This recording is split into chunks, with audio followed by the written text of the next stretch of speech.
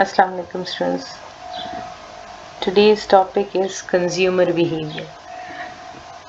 हमने अभी तक जितना इकोनॉमिक्स को डिस्कस किया थोड़ा सा रिकॉल करें तो हमने कहा कि इकोनॉमिक्स की डेफिनेशन क्या है. The first lecture was to understand what economics is.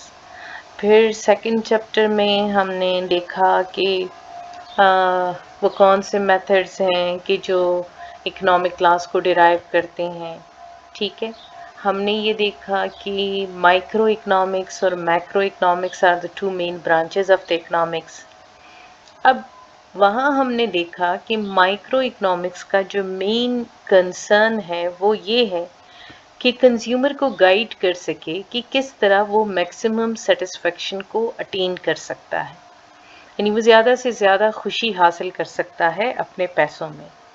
यानी माइक्रो इकोनॉमिक्स जो कि इस सेमेस्टर में आपका मेन ऑब्जेक्टिव है उसको अंडरस्टैंड करना. माइक्रो इकोनॉमिक्स में कंज्यूमर बिहेवियर को बड़ी इम्पोर्टेंस है क्योंकि हम बीइंग अ कंज्यूमर हमारा इंटरेस्ट ये होता है कि हम किस तरीके से अपने पैसों को खर्च करें ताकि हमारी ज़्यादा से ज़्यादा ख्वाहिशात पूरी हों और हम ज़्यादा से ज़्यादा सेटिस्फेक्शन हासिल कर सकें उसमें.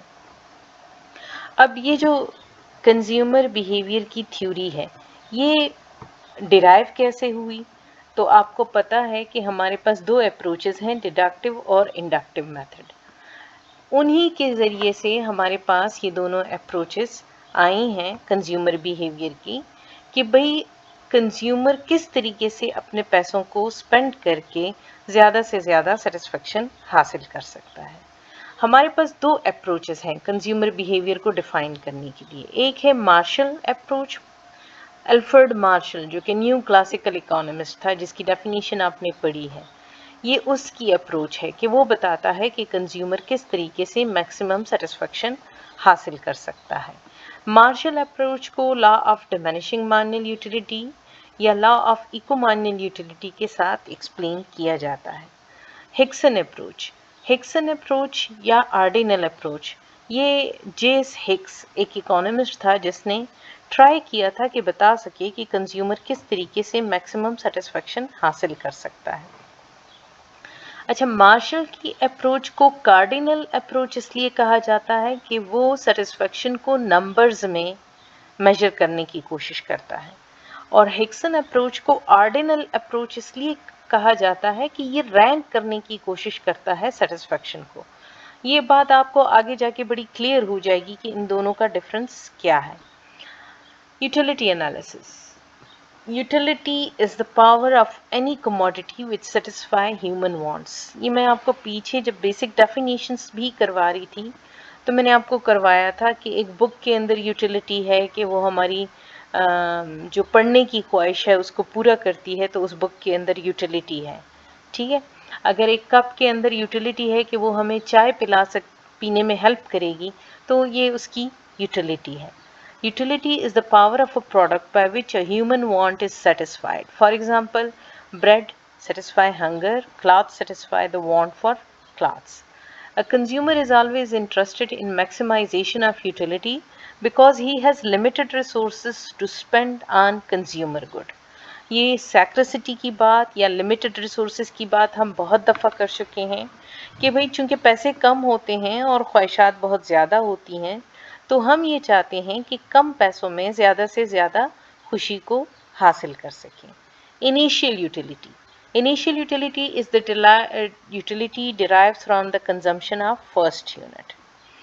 इनिशियल यूटिलिटी इसे कहते हैं कि जैसे अगर मेरे पास पैसे हैं और मैं जाती हूँ फ्रूट मंडी में, मैं जो पहले फ्रूट ले रही हूँ या पहला केला ले रही हूँ या पहला 1 दर्जन कीनू ले रही हूँ, उससे जो यूटिलिटी डिराइव हो रही है पहले यूनिट से, एक केले को लेने से, पहले एक केले को लेने से मुझे कितनी यूटिलिटी मिल रही है. ठीक है, ये इनिशियल यूटिलिटी कहलाती है. Marginal utility. Marginal utility is the utility we get from the additional unit of consumption. अब एक केला मेरे पास है और मैं दूसरा केला लेती हूँ, तो अगर एक केले से मुझे खुशी मिली है 10 यूटाइल्स. ठीक है, यहाँ मैंने आपसे कहा ना कि यहाँ हम खुशी को नंबर्स में मेजर करते हैं. जिस तरह हम दूध को लीटर में, चावलों को केजी में मेजर करते हैं, इसी तरह हम यूटिलिटी को यूटाइल्स में मेजर करते हैं। यानी अगर मैं कोई चीज़ लेती हूँ और मैं कहती हूँ कि इससे मुझे 10 यूटाइल्स मिले, तो ये इनिशियल यूटिलिटी है। लेकिन उसी चीज़ का मैं दूसरा यूनिट यानी दूसरा यूनिट लेती हूँ, जैसे एक केला लिया मैंने, पहला केला, और उससे मुझे 10 यूटाइल्स मिले। तो जब मैंने दूसरा केला लिया और उससे मुझे जो है 18 यूटाइल्स मिले, दोनों केलों से 18 यूटाइल्स मिले, तो अब दूसरे केले से मुझे कितने मिले? 8। ये जो 8 है ये मार्जिनल यूटिलिटी है। क्यों? The utility derives from the additional unit of consumption. जो पहले से मेरे पास था उससे तो मुझे 10 मिल रहे थे, लेकिन दूसरे को लेने से, जो एडिशनल यूनिट है उसको लेने से मेरे क्या हो गए? 18 हो गए हैं, यानी 8 यूटाइल्स जो हैं वो इंक्रीज हो गए हैं। ठीक है। So positive utility is the utility above zero.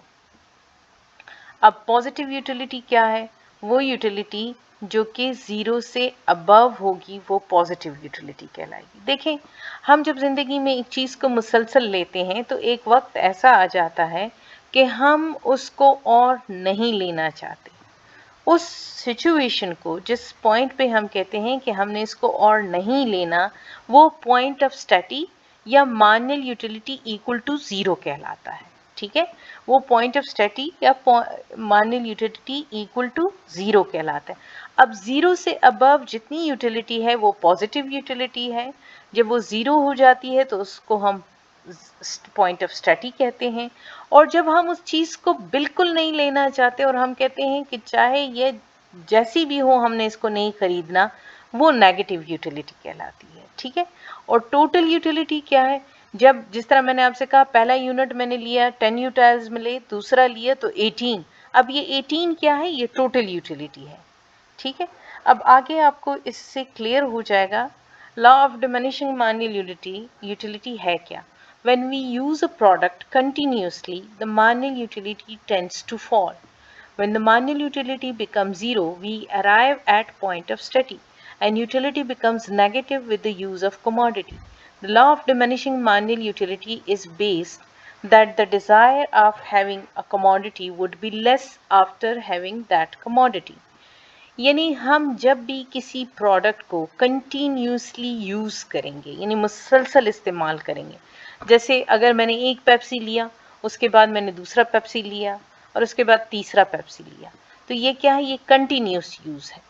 अब इनसे जो मार्जिनल यूटिलिटी है ये कम होने लगेगी, क्योंकि जो पहला पेप्सी मैं पीऊँगी वो मुझे ज़्यादा खुशी देगा तो उसकी यूटिलिटी ज़्यादा होगी। दूसरी जो पेप्सी की बॉटल मैं लूँगी उसकी यूटिलिटी पहले वाले से कम होगी और उससे मिलने वाली खुशी उससे कम होगी। ठीक है। इसी तरह तीसरे की उससे कम होगी और चौथे की हो सकता है ज़ीरो हो, पॉइंट ऑफ स्टैटी हो कि इसके बाद मैं पेप्सी बिल्कुल नहीं लेना चाहती, और छठे पे हो सकता है नेगेटिव यूटिलिटी हो कि मैं कहूँ कि मैंने इसको ख़रीदना ही नहीं है। ठीक है। सो यू कैन अंडरस्टैंड कि जब भी हम किसी चीज़ का कंटिन्यूसली यूज़ करते हैं तो उसकी मार्जिनल यूटिलिटी यानी हर एडिशनल यूनिट की यूटिलिटी जो है वो कम होने लगती है। एक वक्त आता है कि हम पॉइंट ऑफ स्टैटी तक पहुंच जाते हैं जहां पे मार्जिनल यूटिलिटी ज़ीरो हो जाती है और उसके बाद वो नेगेटिव हो जाती है। तो the law of diminishing marginal utility is based that the desire of having a commodity would be less after having that commodity. देखें, ये यूनिवर्सल फैक्ट है। जब एक चीज़ हमारे पास ना हो तो उसकी ख्वाहिश बड़ी शदीद होती है, लेकिन जैसे ही वो चीज़ हमारे पास आ जाती है उसकी ख्वाहिश की शिद्दत में कमी आ जाती है। यही वो बेसिक प्रिंसिपल है जिसकी बेस पे law of diminishing marginal utility को बनाया गया है। यानी मार्जिनल यूटिलिटी की बेस क्या है? The desire of having a commodity would be less. किसी भी चीज़ की ख्वाहिश कम हो जाती है आफ्टर हैविंग दैट कमोडिटी, जब वो कमोडिटी आपको मिल जाती है। एंड कमोडिटी मैं ऑलरेडी डिस्कस कर चुकी हूँ, किसी भी गुड या सर्विस को हम कमोडिटी कहते हैं। ठीक है। देखेंगे एक न्यूमेरिकल एग्जांपल है आपके पास, जिसमें कि फर्स्ट कॉलम में आपको बताए जा रहे हैं कि ग्लास ऑफ मिल्क है।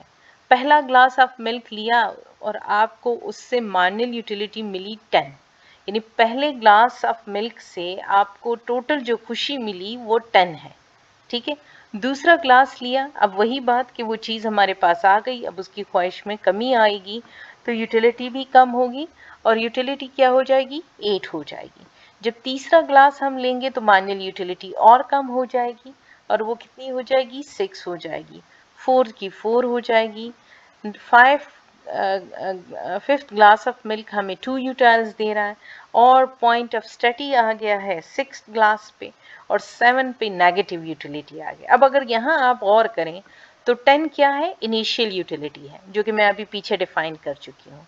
इनिशियल यूटिलिटी कौन सी यूटिलिटी है, the utility derives from the first unit of Apple या जो भी है मिल्क, यहाँ मिल्क है तो आपके पास जो फर्स्ट यूनिट है वो आपको 10 यूटाइल्स दे रहा है, तो ये क्या है, ये इनिशियल यूटिलिटी है। 6th पे आपके पास 0 यूटिलिटी है which is known as point of study, यानी आपको इस चीज की ख्वाहिश जो है वो अब आपकी कम है। -2 आपकी नेगेटिव यूटिलिटी है, यानी आप इसको और नहीं लेना चाहते।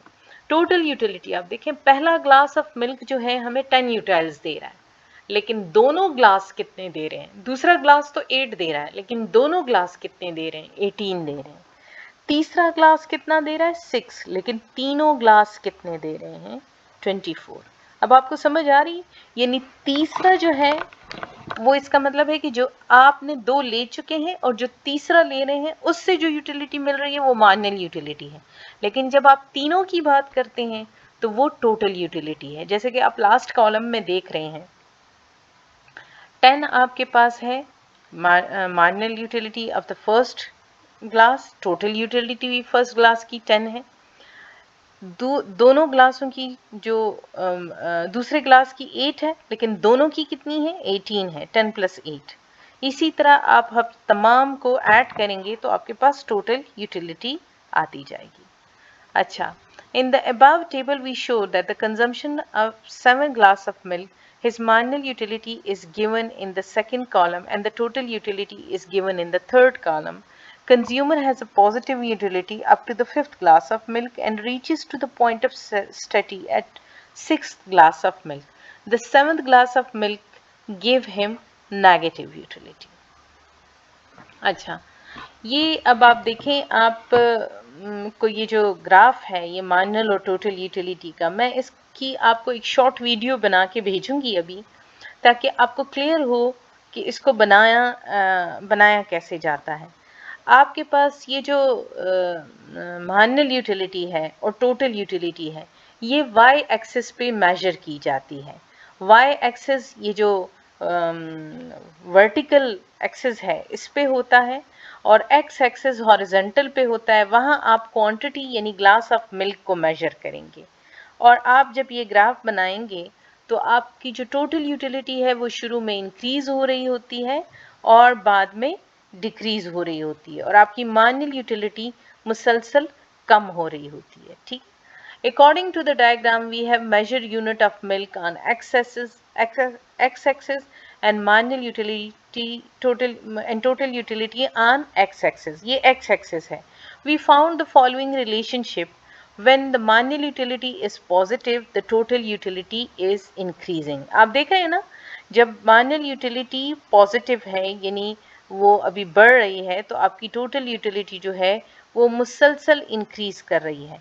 जब आपकी टोटल यूटिलिटी मैक्सिमम पॉइंट पे होती है तो आपका मार्जिनल यूटिलिटी 0 होता है और जब आपकी मार्जिनल यूटिलिटी जो है वो नेगेटिव होती है तो आपकी टोटल यूटिलिटी जो है वो डिक्रीज कर रही होती है। ठीक है, अच्छा, इसकी assumptions क्या हैं, assumptions होती क्या हैं? assumption ये होता है कि हम कुछ बातें फर्ज करते हैं, क्योंकि आपको पता है ह्यूमन बिहेवियर जो है वो अनप्रेडिक्टेबल है। अब अगर जिस तरह हम यहाँ कह रहे हैं कि हम एक चीज़ मुसलसल लेते हैं तो उसकी मार्जिनल यूटिलिटी कम होती जाती है, तो ये तब ट्रू होगा जब हम कुछ बातें फर्ज करेंगे। अगर हम ये बातें फर्ज नहीं करेंगे तो ये law of diminishing marginal utility जो है ये गलत हो जाएगा और ये सही नहीं होगा।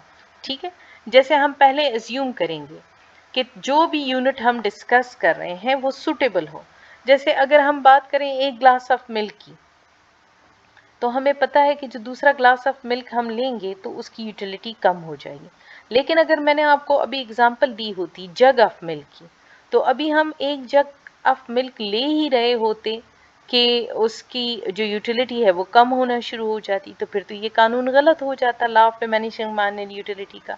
सो हमने फर्ज करना है कि जो law of diminishing marginal utility है उसको साबित करने के लिए, उसको समझने के लिए हमने सुटेबल यूनिट ऑफ कमोडिटी लेना है। अब अगर मैं आपसे बात करूं कि एक चम्मच ऑफ मिल्क या स्पून ऑफ मिल्क की, तो पहला स्पून तो हमें जो मार्जिनल यूटिलिटी देगा, दूसरा स्पून ऑफ मिल्क तो उससे ज़्यादा देगा, क्योंकि अभी हमारी ख्वाहिश पूरी नहीं हुई होगी। ठीक है, तो हमने ये एज्यूम करना है कि जो यूनिट है वो सुटेबल हो।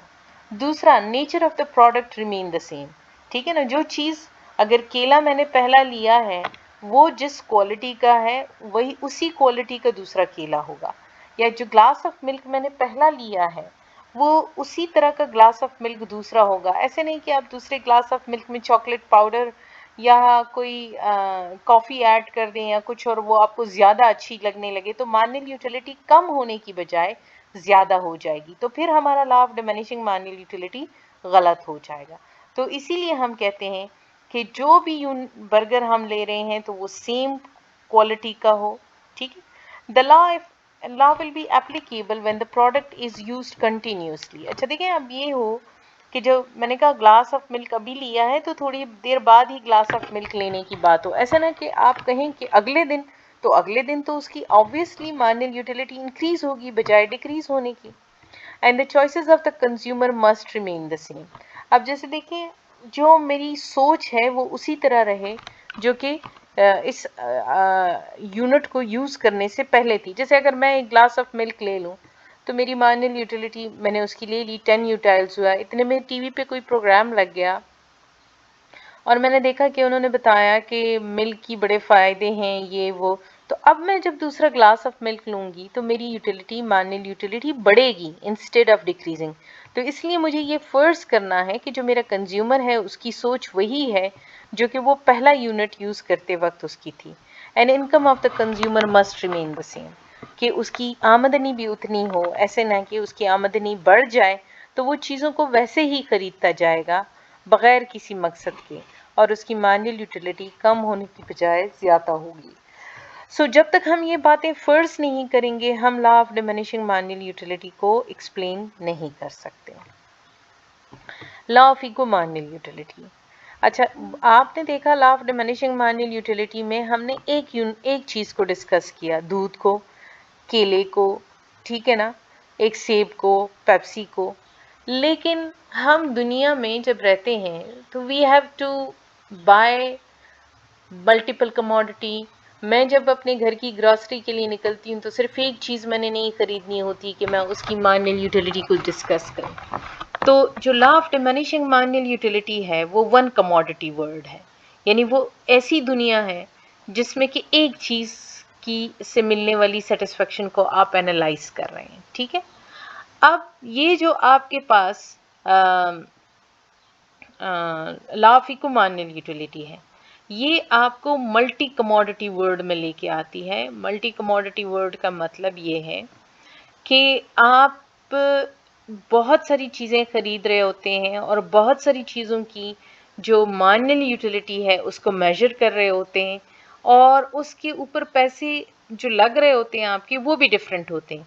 यानी अगर मैं केले खरीद रही हूँ और वो 100 रुपये दर्जन है, और अनार खरीद रही हूँ और वो 600 रुपये किलो है, तो जो दोनों का डिफरेंस है मुझे कैसे पता चलेगा कि किस से मिलने वाली खुशी ज़्यादा है।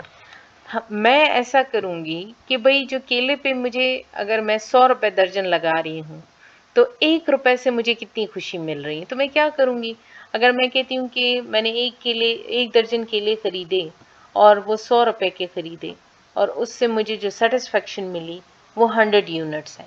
ठीक है, तो 100 यूनिट को मैं 100 पे डिवाइड करूँगी तो मुझे पता चल जाएगा कि एक यूनिट से मुझे कितनी खुशी मिली। ठीक है, तो इसी तरह मैं मार्जिनल यूटिलिटी पर यूनिट हर एक चीज़ की मालूम करूँगी और फिर उसको कंपेयर करके कोई भी चीज़ खरीदूँगी, कोई भी फैसला करूँगी। ठीक है, सो यहाँ law of diminishing marginal utility keeps a consumer in one commodity world which is quite unrealistic.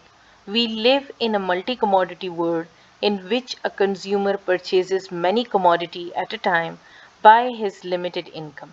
Law of economic utility tried to explain the behavior of a consumer living in a multi-commodity world जिसमें उसने बहुत सारी चीज़ें खरीदनी होती हैं. A consumer is always interested in maximization of his total utility with his limited income.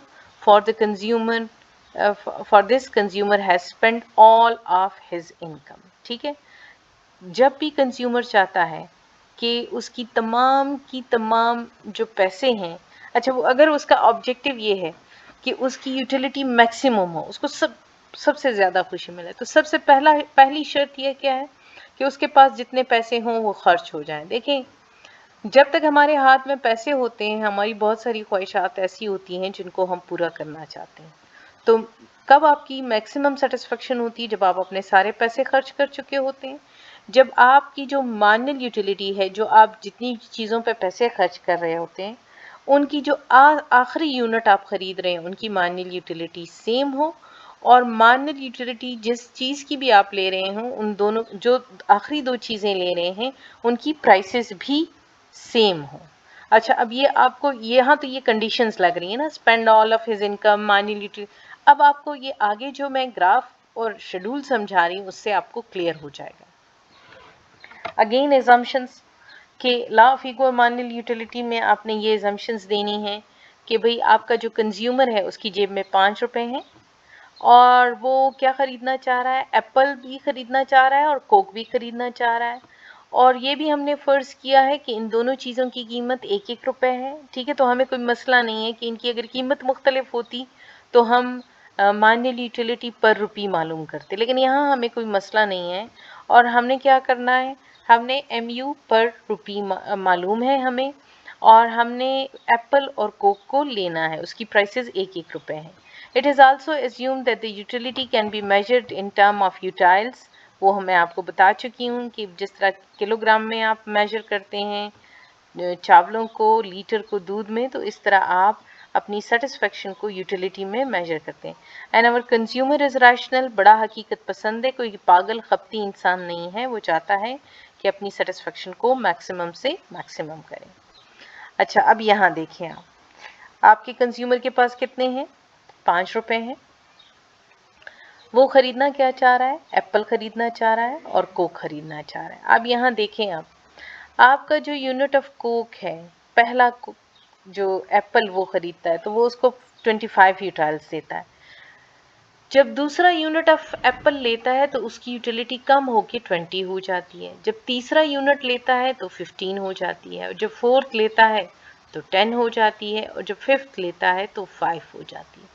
इसी तरह जब वो पहला कोक लेता है तो 20 यूटाइल्स, दूसरा 15, तीसरा 10, चौथा 5 और फिफ्थ वन पे 0 हो जाता है. अच्छा, अब अगर मेरे पास 5 रुपए हैं और एप्पल 1 रुपए का है तो क्या करूं? मैं सारे के सारे पैसे एप्पल पे खर्च कर दूं? अगर मैं सारे के सारे पैसे एप्पल पे खर्च करूं तो मुझे 75 यूटाइल्स मिलेंगे, जो कि लग रहा है एपरेंटली कि बहुत ज़्यादा है. और मैं क्या चाहती हूँ? मैं तो चाहती ही यही हूँ कि मेरी सेटिस्फेक्शन मैक्सिमम से मैक्सिमम हो. और अगर मैं सारे पैसे कोक पे खर्च करूँ तो मुझे 50 यूटाइल्स टोटल मिलते हैं. तो क्या करना चाहिए? मुझे सारे के सारे पैसे एप्पल्स पे लगा देने चाहिए? नहीं, ऐसा नहीं है. हर इंसान चाहता है कि उसके पास दोनों किस्म की कमोडिटी हो. तो हम क्या करेंगे? मैं हर रुपए के लिए एक फैसला लूंगी. अब जैसे मैं पहला रुपए खर्च करूंगी तो कहाँ खर्च करूंगी? एप्पल पे कि कोक पे? कौन मुझे ज्यादा खुशी दे रहा है? एप्पल दे रहा है.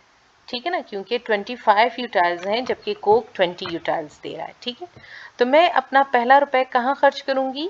एप्पल पे. फिर दूसरा रुपए मैं दोनों जगह पे खर्च कर सकती हूँ, कोक पे भी खर्च कर सकती हूँ और एप्पल पे भी खर्च कर सकती हूँ. लेकिन चूंकि मेरे पास एप्पल एक है तो अब मैं क्या करूंगी? कोक पे खर्च करूंगी, तो मैं 20 यूटाइल्स मुझे मिल जाएंगे. फिर अगेन मैं कहाँ खर्च करूंगी? अब एप्पल पे खर्च करने से मुझे 20 यूटाइल्स मिलते हैं और कोक पे खर्च करने से 15 यूटाइल्स मिलते हैं, तो मैं इसको एप्पल पे खर्च करूंगी. फिर उसके बाद मैं फिर कोक पे खर्च करूंगी, 15 यूटाइल्स मिलेंगे, और फिर थर्ड जो है वो मैं एप्पल लूंगी. अब अगर आप देखें तो मैं 3 रुपए खर्च कर रही हूँ एप्पल पे और 2 रुपए कोक पे। अब इससे ज़्यादा चीज़ें मैं ले सकती हूँ? नहीं, मैं नहीं ले सकती हूँ, क्योंकि मेरे पास तो 5 रुपीज़ हैं जो कि टोटल खर्च हो गए हैं। अब आप देखेंगे मेरी यूटिलिटी क्या है। जब 3 रुपए मैंने खर्च किए एप्पल पे, तो कितनी मिली मुझे खुशी? 25 प्लस 20 45, 45 प्लस 50 15 60।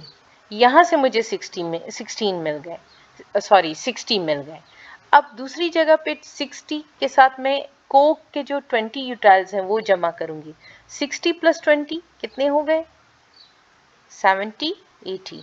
और फिर इसके साथ 15 जमा करूं तो कितने हो गए? 95। तो अब आपने देखा, अगर मैं सारे के सारे पैसे एप्पल पे खर्च करती तो सिर्फ 75 मिलते, और इस तरह मुझे 95 यूटाइल्स मिले, यानी मुझे मैक्सिमम खुशी मिली। अब ये जो हमारी तीनों शर्तें थी, जिसमें कि हमने कहा था कि वो पूरे के पूरे पैसे खर्च करे, हो गई पूरे के पूरे पैसे खर्च। 5 रुपीज़ थे जो कि पूरे खर्च हो गए। हमने ये कहा था कि जहां वो अपना रुपए खर्च करे, वो जो आखिरी रुपए खर्च करे, उन दोनों से मिलने वाली मार्जिनल यूटिलिटी सेम हो। अब आप देखें, आपकी जो एप्पल की मार्जिनल यूटिलिटी है आखिरी यूनिट की, वो भी 15 है, और कोक हमने 2 लिए हैं, उसकी भी आखिरी यूनिट की 15 है। इसका मतलब है कि 15 और 15 जो है ये बराबर है। ठीक है, ये भी बराबर हो गया। Marginal utility is equal to its price, यानी 15 डिवाइडेड बाय 1 रुपी और 15 डिवाइडेड बाय 1 रुपी, तो ये बराबर हो गए। मार्जिनल यूटिलिटी ऑफ एक्स का मतलब है मार्जिनल यूटिलिटी ऑफ एप्पल, और प्राइस ऑफ एक्स का मतलब है price of apple. Marginal utility of y का यहाँ मतलब है मार्जिनल यूटिलिटी ऑफ कोक। कौन सी यूटिलिटी? लास्ट यूनिट की। जिस तरह यहाँ अगर आप देखें, यहाँ 15 एप्पल में मैं 15 लास्ट ले रही हूँ, तो 15 आएगा यहाँ, और उसको मैं डिवाइड करूंगी 1 पे। ठीक है, इसी तरह जब मैं कोक लूंगी तो 2 यूनिट्स में ले रही हूँ, तो वो लास्ट यूनिट जो है वो 15 है, और उसको मैं डिवाइड करूंगी 1 पे। ठीक है, तो ये दोनों बराबर हो जाएंगे, और मैं जो है यहाँ पे मैक्सिमम सेटिस्फेक्शन गेन कर सकती हूँ। हमने ये भी कंडीशन रखी थी कि his income is fully spend. तो आप देखें यहाँ ये जो इक्वेशन लिखी हुई है, इसमें y आपके पास क्या है? 5 रुपीज़। px क्या है? px प्राइस ऑफ x है, और प्राइस ऑफ x यहाँ क्या है? एप्पल की कीमत है। क्वांटिटी ऑफ x का मतलब है आप कितने एप्पल ले रहे हैं। कितने ले रहे हैं? 3 ले रहे हैं। py क्या है? यहाँ प्राइस ऑफ कोक है, और qy क्या है कि आप कितने कोक ले रहे हैं। तो जब आप इनमें पुटिंग करेंगे तो आपको ये सारी इक्वेशन ये बताएगी कि आपकी जो पैसे हैं वो पूरे के पूरे खर्च हो गए हैं। ठीक है, तो ये आपके पास जो है law of equi marginal utility है। मैं अभी आपको एक व्हाट्सएप पे एक शॉर्ट वीडियो बना के भिजवाऊंगी, जिसमें कि मैं आपको ये टेबल्स के साथ टेबल बनाना बताऊंगी, और आपने ये टेबल खुद से कुछ चीज़ें फर्ज करके बनानी है और मुझे भिजवानी है, तभी मैं आपकी अटेंडेंस लगाऊंगी। ठीक है, ओके, अल्लाह हाफिज़।